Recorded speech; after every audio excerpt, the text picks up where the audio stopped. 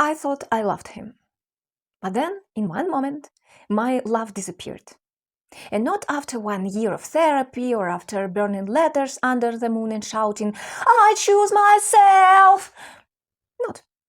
Just click. That's all. But why? Because I only understood one thing. One simple thing. And my whole love story broke in 1 second. So today I want to talk about emotions and about one very uncomfortable question. Do we fall in love with a person or with the version of this person in our head? Because sometimes love isn't destiny. Sometimes love is just your brain watching a romantic movie alone.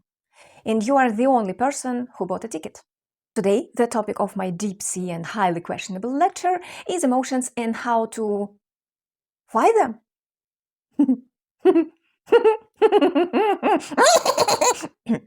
Sorry. Fighting emotions is basically like fighting huge waves while standing on the beach in your underwear and shouting, "I'm in charge here!"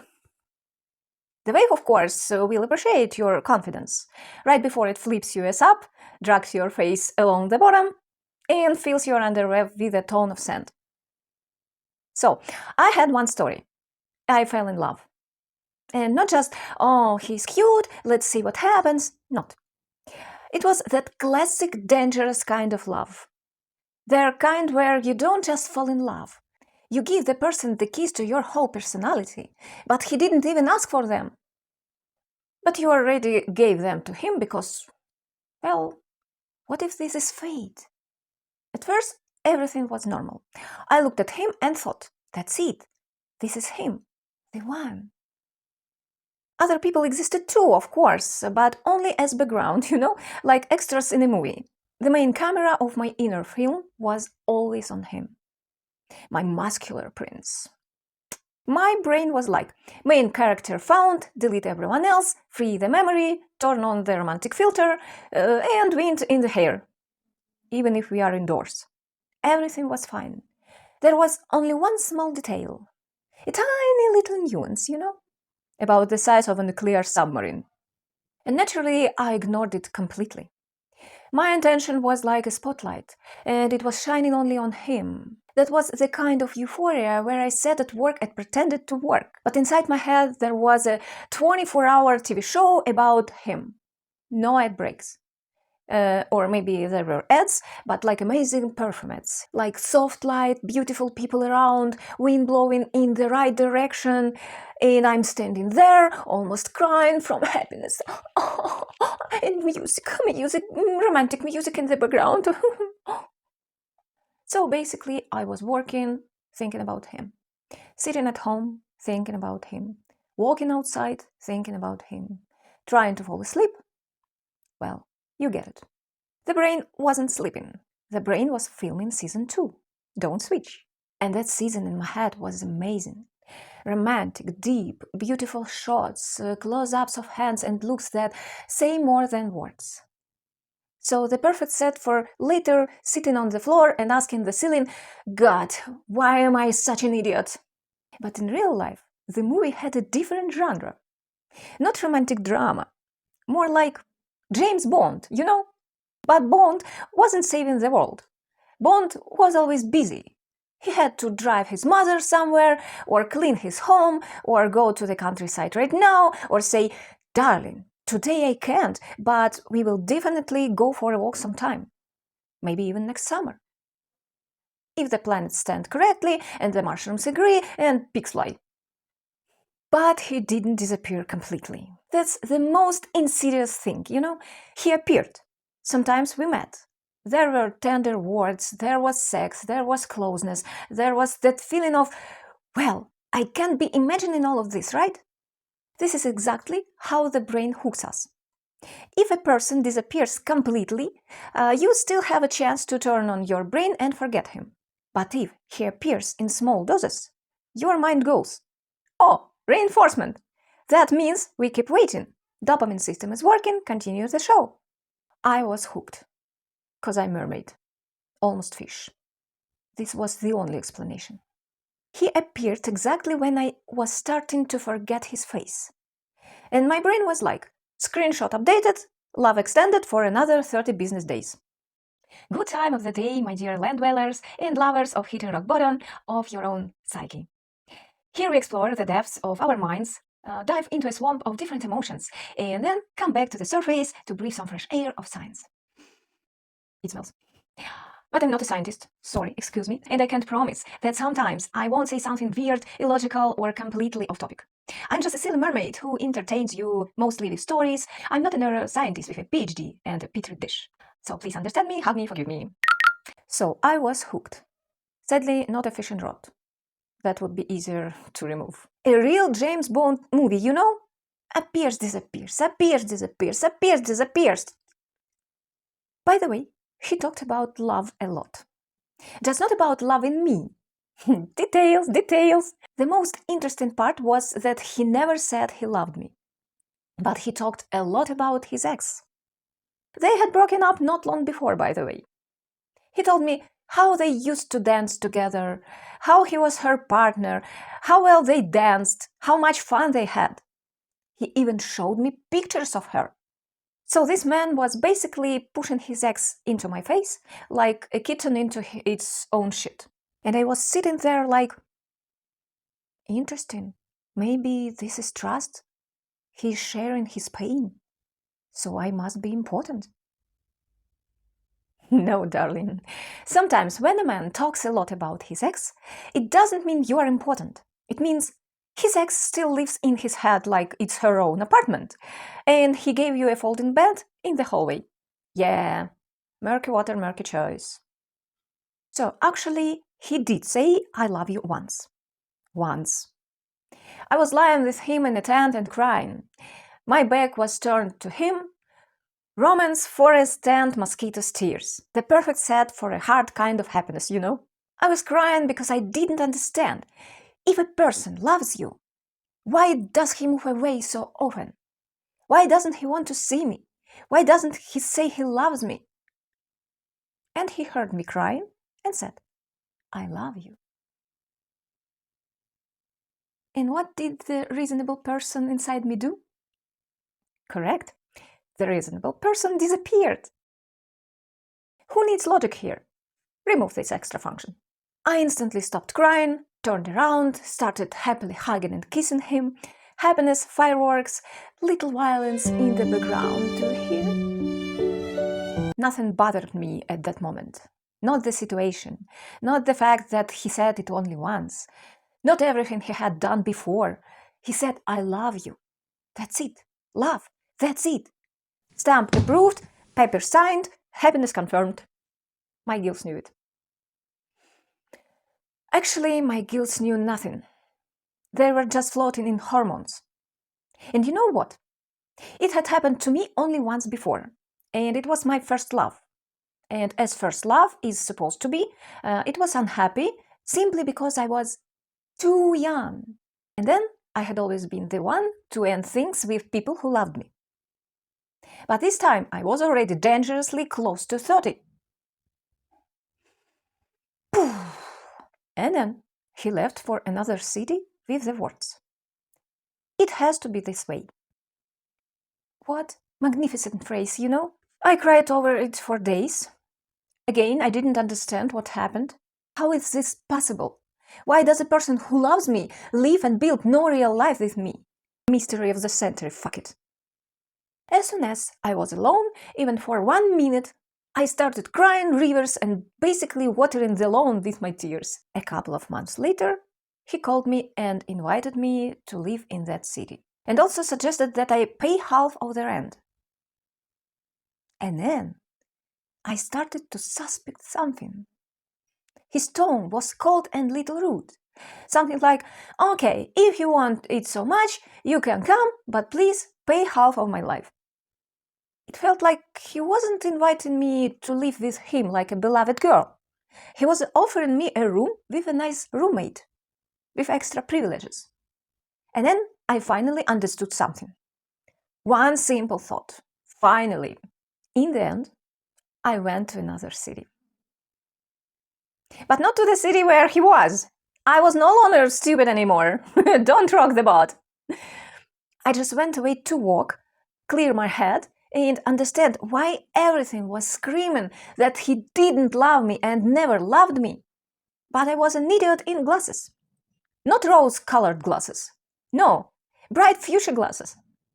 He doesn't love me. Not he is afraid of feelings. Not he's confused. Not he's having a hard time. Not he doesn't love me. That's it. I hated myself and him because I got into that situation. But do you know what surprised me most? All my love disappeared at the exact moment when I understood it. Do you remember? Just click. That's all.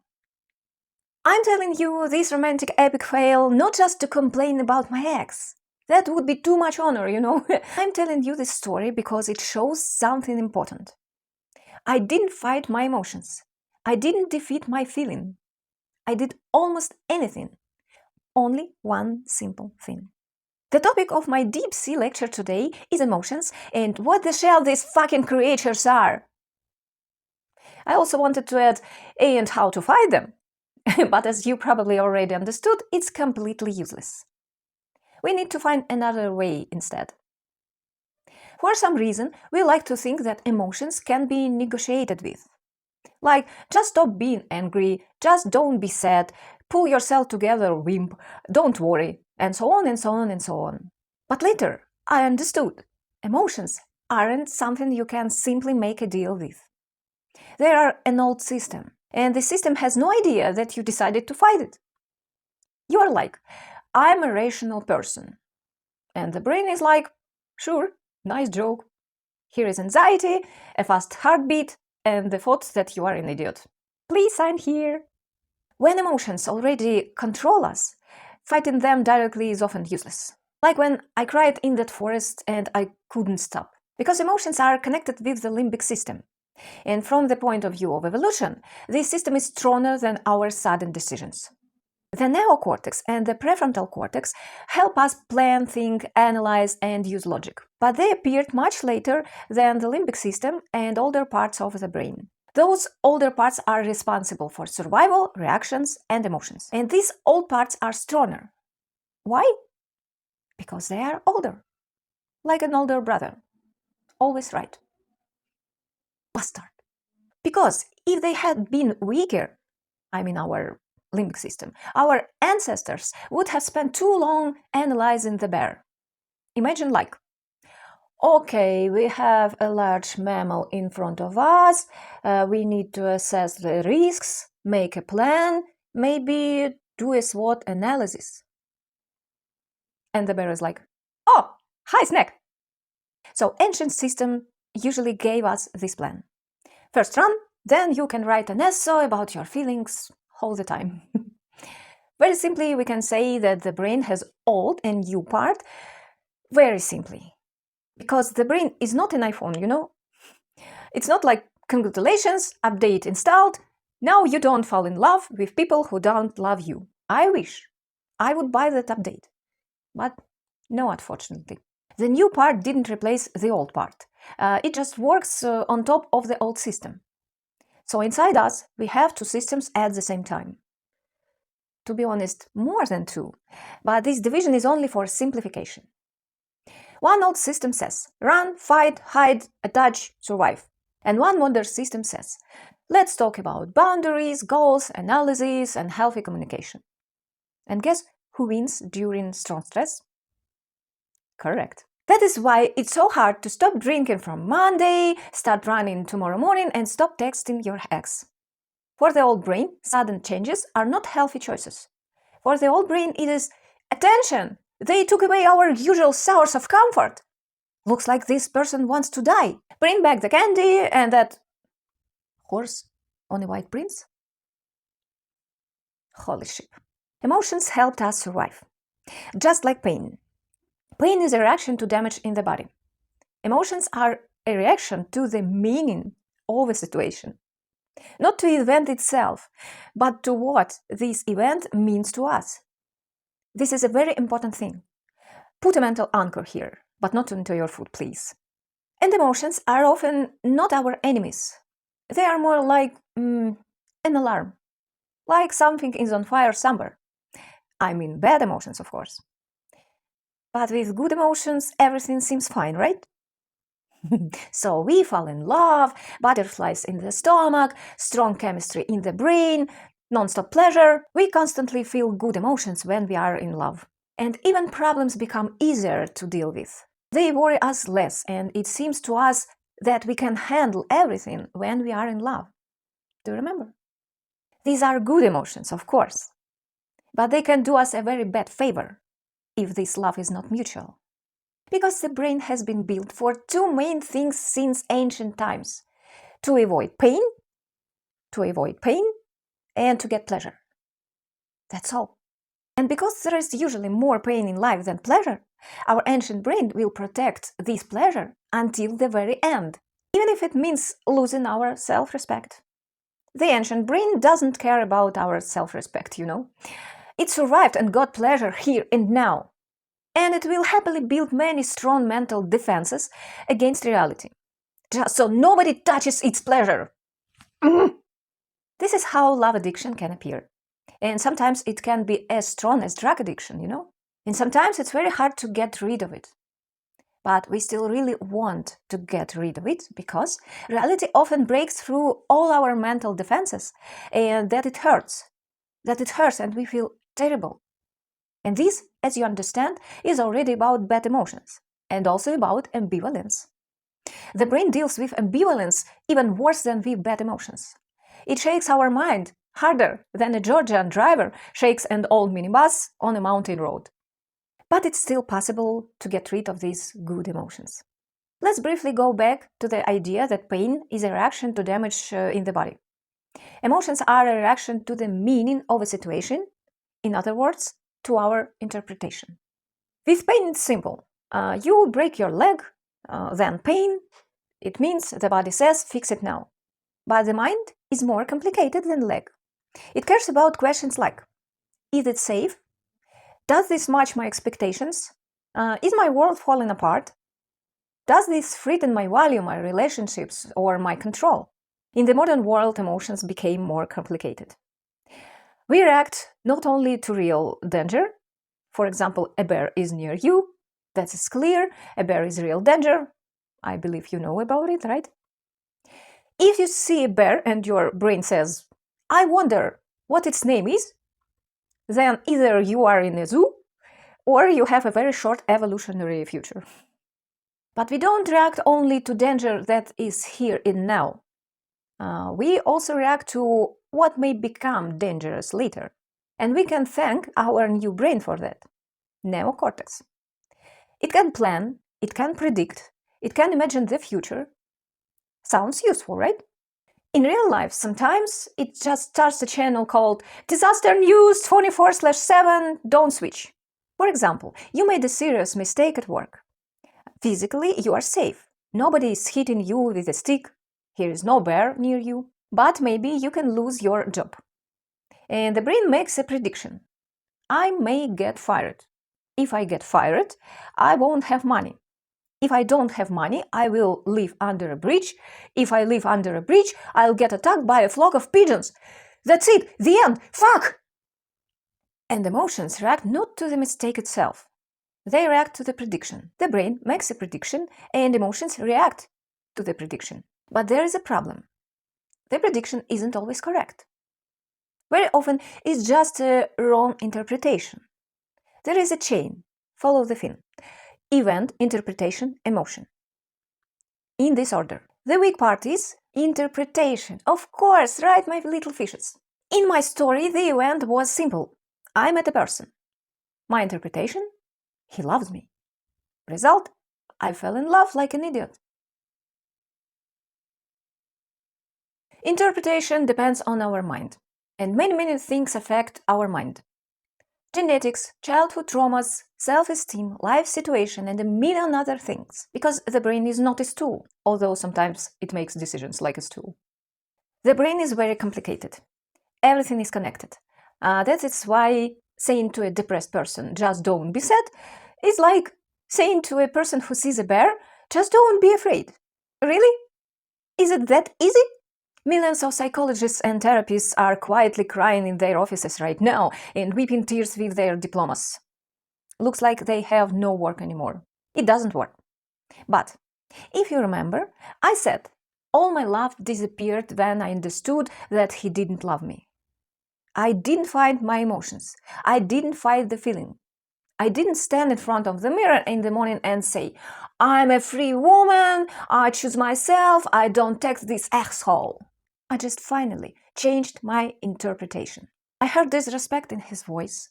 I compared it with how often he had avoided me before, and voila, my love disappeared in one moment. And you know what else? Several friends told me that my prince didn't love me. Right to my face, very honestly, very logically, very uselessly. They said, Asya, he doesn't love you. And I was like, thank you for your opinion. It will be reviewed in 90 business years. So, friends of people who are hopelessly in love right now do I understand how your advice works? Still want to tell her that her boyfriend is an asshole. Brave but useless. My friends couldn't change my interpretation. Nobody else could. Only I could. So just feel how important interpretation is. Love is not one emotion. It's a feeling. It's many things together. That's why changing feelings is harder than changing emotions. But it's possible. Feelings change too. They are dynamic. Sometimes they change very quickly, like in my case. But it's not easy. Take and change the interpretation. Because when we fall in love, we lose control. And when we say love is chemistry, it's not fully correct. We are missing one link again. The chain is, do you remember? Event, interpretation, emotion, and at the same time, chemistry starts working too. And if we make it more complicated, emotion then changes interpretation again. So it becomes a loop. The brain loves loops. Especially if it can suffer, make drama, and check every 5 minutes if the person is online. So we can get this loop. Event, interpretation, emotion, and chemistry at the same time, and new interpretation. Oh my god. For example, falling in love. You see a message from him or her. That's the event. He wrote to me, he needs me. This is the interpretation. Then you feel joy and anxiety, your heart starts beating fast, that is chemistry in the body. For example, noradrenaline. Then, because of these body feelings, you get a new interpretation. Oh my god, I'm shaking, this must be true love. And then the person becomes even more important, attachment grows, his image in your head becomes the size of Bill Gates' house. Your heart beats fast, your hands shake, you sleep badly, and you think, this is fate. But sometimes it's not fate, but just a very nervous system. Or fear, also a good example. I felt this many times. Event, performing on stage. Interpretation, I will fuck this up. And then everything starts. Anxiety, fast heartbeat. Oh my god, I'm shaking, so it's really dangerous. Result, even more anxiety. Please sign here. The brain loves feedback loops. Spiraling isn't just a figure of speech. It's basically perfected technology. Technologia! Technologia! A very good one, sadly. Alright, my lovely land dwellers, let's dive deeper. Chemistry is how the mind talks to the body. For example, when we are afraid, the body releases adrenaline, noradrenaline, and cortisol. In early love, dopamine and noradrenaline too often appear. Sometimes serotonin. In long-term love, oxytocin, vasopressin, and opioid systems are involved. How does inner chemistry work in the brain? For example, you fall in love with a person. Your mind takes his or her image. It sees him as source of pleasure, safety, meaning, and hope. And then it gets chemical support. And against inner chemistry, I'm sorry, even Batman cannot win. Batman can defeat villains. But if his brain attached dopamine to one woman, I swear by my tail, he is sitting on the roof at night and checking why she hasn't answered. Chemistry makes our feelings physical. That is why it's so hard to just stop. Remember this just? Can we control emotions? Yes. Can we change interpretation? Yes. But not with don't feel or just don't think about it.